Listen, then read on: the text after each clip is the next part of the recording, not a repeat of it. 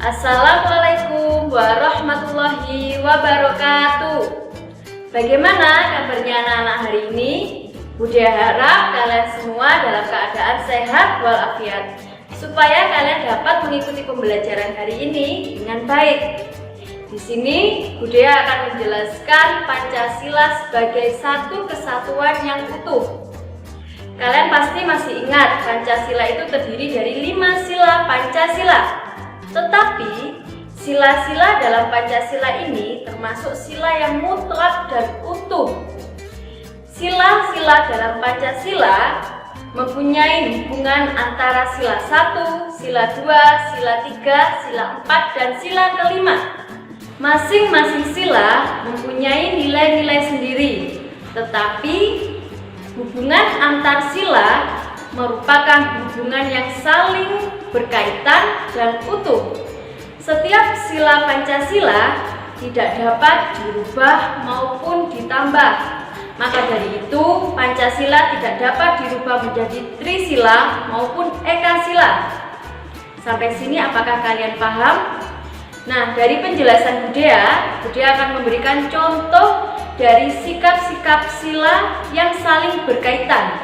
Di sini Budaya akan memberikan contoh kegiatan yang di dalamnya terkandung sila-sila Pancasila yang saling berkaitan. Contoh yang Budaya berikan, yang pertama yaitu pemilihan ketua kelas. Di dalam pemilihan ketua kelas terdapat beberapa sila-sila Pancasila. Nah, anak-anak, Budaya akan menjelaskan sila-sila Pancasila yang terkandung dalam kegiatan pemilihan ketua kelas. Sila yang terkandung dalam kegiatan ini yaitu sila kedua, yang berarti kita harus menghargai hak orang lain.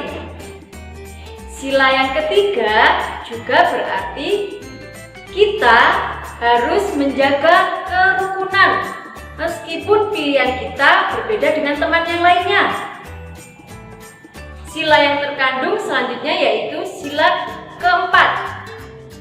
Sila keempat juga berarti ketika kita melakukan kegiatan pemilihan ketua kelas harus dilakukan dengan musyawarah supaya tercapainya kata mufakat. Nah, untuk yang terakhir yaitu sila yang kelima. Sila yang kelima berarti semua anggota kelas berhak untuk menjadi calon ketua kelas tanpa memandang status sosialnya. Nah, anak-anak, sekian penjelasan dari Budaya. Apakah kalian sudah memahami semuanya? Budaya harap kalian sudah mengerti dan memahami penjelasan dari Budaya. Sekian dari Budaya. Materi selanjutnya akan dijelaskan oleh Bu Endah. Hai anak-anak, bertemu lagi dengan Bu Endah. Di sini Bu Endah akan menjelaskan macam-macam kelainan pada otot dan tulang. Yang pertama, Bu Endah akan menjelaskan kelainan pada tulang manusia. Macam-macam kelainan pada tulang manusia meliputi fraktura, fisura, osteoporosis, lordosis, kifosis, dan skoliosis. Mari kita bahas satu persatu ya. Yang pertama, kita akan bahas tentang fraktura atau patah tulang. Nah, fraktura ini biasanya diakibatkan karena kecelakaan. Fraktura dibedakan menjadi dua. Ada fraktura tertutup dan ada fraktura terbuka. Fraktura terbuka adalah patah tulang yang menembus kulit atau otot. Sedangkan fraktura tertutup adalah patah tulang yang tidak sampai menembus tulang atau otot. Yang kedua yang akan kita bahas adalah osteoporosis. Nah, osteoporosis ini terjadi akibat adanya pengeroposan pada tulang. Nah, pengeroposan pada tulang ini diakibatkan karena tubuh kita sudah tidak mampu lagi menyerap kalsium dengan normal. Nah, ketika tubuh kita tidak bisa menyerap kalsium dengan normal, maka yang akan terjadi pada tulang kita adalah osteoporosis. Selanjutnya fisura. Ketika tadi fraktura itu merupakan patah tulang, nah fisura ini merupakan retak tulang. Ya, jadi tulangnya retak akibat terjadi kecelakaan atau terjatuh. Selanjutnya kita akan membahas kelainan pada tulang yang diakibatkan posisi duduk yang salah. Ya, ada 3 kelainan pada tulang yang diakibatkan posisi duduk yang salah. Yang pertama, lordosis. Lordosis merupakan kelainan pada tulang yang diakibatkan posisi duduk yang salah, sehingga tulang belakang melengkung ke area atau ke daerah lumbalis, sehingga kepala tertarik ke belakang. Selanjutnya, skoliosis. Skoliosis ini tulang belakang melengkung ke arah samping sehingga membentuk seperti huruf S. Yang terakhir adalah kifosis. Kifosis ini merupakan kelainan pada tulang karena posisi duduk yang membungkuk, sehingga tulang belakang membungkuk ke belakang. Itu tadi beberapa contoh kelainan pada tulang yang diakibatkan karena posisi duduk yang kurang tepat. Jika kalian tidak ingin mengalami kelainan tersebut, maka duduk kalian juga harus di posisi yang tepat. Posisi duduk yang tepat yaitu posisi yang ergonomis, di mana ketika duduk, posisi kepala segaris dengan tubuh dan pandangan lurus ke depan. Nah, silakan kalian coba di rumah mempraktekkan posisi duduk secara ergonomis. Selanjutnya kita akan membahas macam-macam kelainan pada otot manusia. Yang pertama ada hipertrofi. Apa itu hipertrofi? Ya, hipertrofi adalah otot yang membesar. Biasanya ini diakibatkan karena kita melakukan aktivitas yang berlebihan sehingga otot kita membesar. Berikutnya ada atrofi. Atrofi ini merupakan otot yang mengecil. Fungsi otot menurun yang disebabkan penyakit polimielitis. Selanjutnya ada kelainan otot yang biasa disebut dengan stiff atau kaku leher. Kaku leher ini biasanya terjadi karena adanya peradangan otot trapesius leher yang diakibatkan karena gerakan secara tiba-tiba atau salah gerak. Nah, yang terakhir ada tetanus. Kalian pasti tidak asing dengan kata tetanus. Tetanus disebabkan oleh bakteri Clostridium tetani yang menyebabkan otot menjadi kejang-kejang. Nah, itu tadi materi tentang kelainan pada tulang manusia dan kelainan pada otot manusia yang bisa Bu Enda sampaikan. Untuk cara pencegahannya akan disampaikan oleh Bu Herti. Nah, bagaimana anak-anak? Apakah masih semangat menyimak pembelajaran hari ini? Di sini Bu Herti akan melanjutkan pembelajaran yang telah disampaikan oleh Bu Enda. Kalian tadi bersama Bu Enda belajar mengenai gangguan atau kelainan pada organ gerak kita. Selanjutnya, Bu Herti akan belajar bersama kalian mengenai cara mencegah gangguan atau kelainan pada organ gerak kita.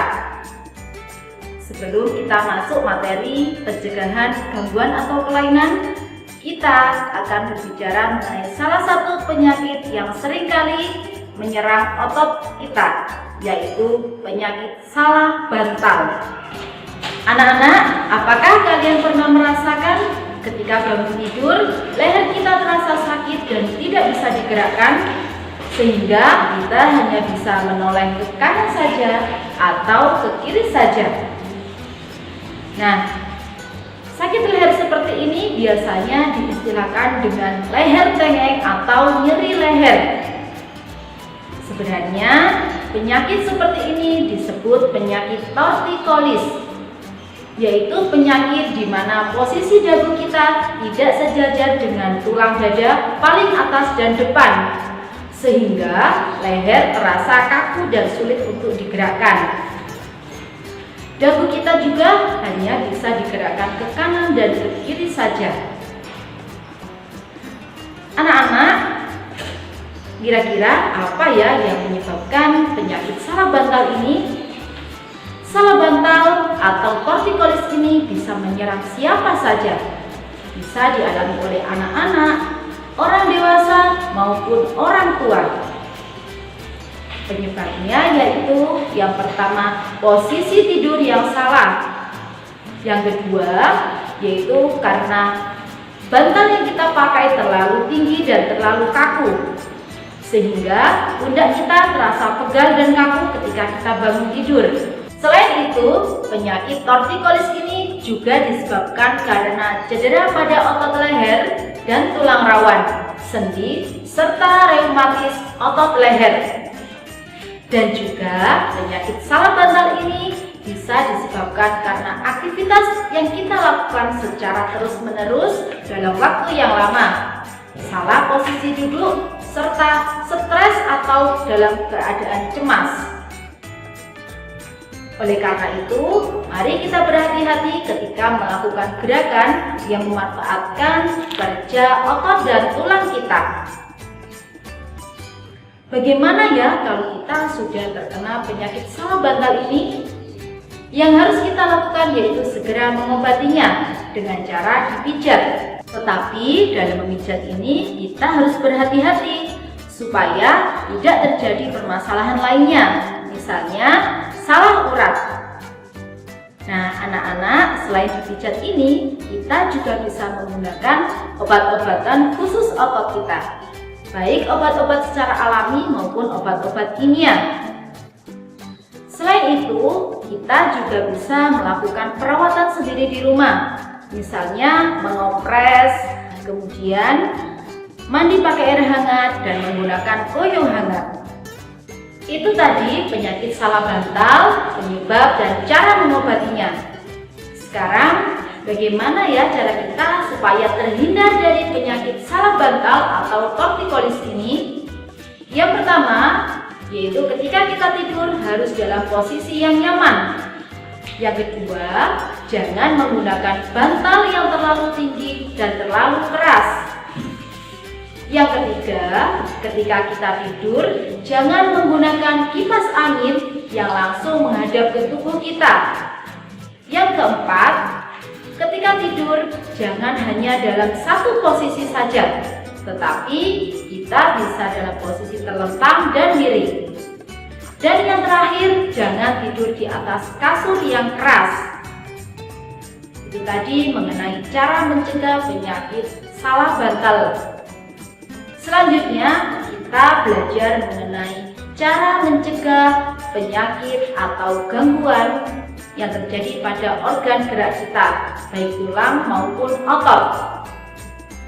Yang pertama, biasanya pada ibu hamil, mereka banyak mengkonsumsi sayuran dan susu yang mengandung kalsium. Untuk apa? Untuk menghindari kelainan kaki X pada anaknya. Yang kedua, supaya terhindar dari penyakit artritis atau radang tulang, sebaiknya kita menjaga metabolisme asam urat dalam tubuh kita, yaitu dengan membatasi makanan yang dapat memicu meningkatnya asam urat. Yang ketiga, untuk menghindari penyakit lordosis, kifosis, dan skoliosis, sebaiknya kita olahraga secara teratur dan menghindari kebiasaan sikap duduk yang salah. Yang keempat, untuk menghindari osteoporosis, sebaiknya kita banyak mengkonsumsi makanan dan minuman yang banyak mengandung kalsium. Tentunya diimbangi dengan olahraga secara teratur. Dan yang terakhir yaitu untuk menghindari penyakit rakitis atau kelainan pada pertumbuhan tulang anak, sebaiknya banyak mengkonsumsi telur, susu, minyak ikan, dan jangan lupa berjemur di pagi hari supaya mendapatkan vitamin D. Nah, anak-anak, demikian materi hari ini mengenai Pancasila. Selanjutnya tadi mengenai gangguan atau kelainan pada organ gerak kita yang disebabkan karena kebiasaan yang salah, pola hidup yang salah maupun bawaan sejak lahir, serta cara pencegahannya. Jangan lupa tetap menjaga kesehatan kita dengan banyak makan makanan yang bergizi dan olahraga secara teratur. Karena kalian belajar di rumah bukan berarti kalian tidak beraktivitas sama sekali di rumah. Apalagi pada saat pandemi COVID-19 ini, kalau keluar rumah jangan lupa pakai masker dan rajin cuci tangan menggunakan sabun. Demikian yang bisa Bu Herti sampaikan. Semoga pelajaran hari ini bermanfaat. Terima kasih. Wassalamualaikum warahmatullahi wabarakatuh.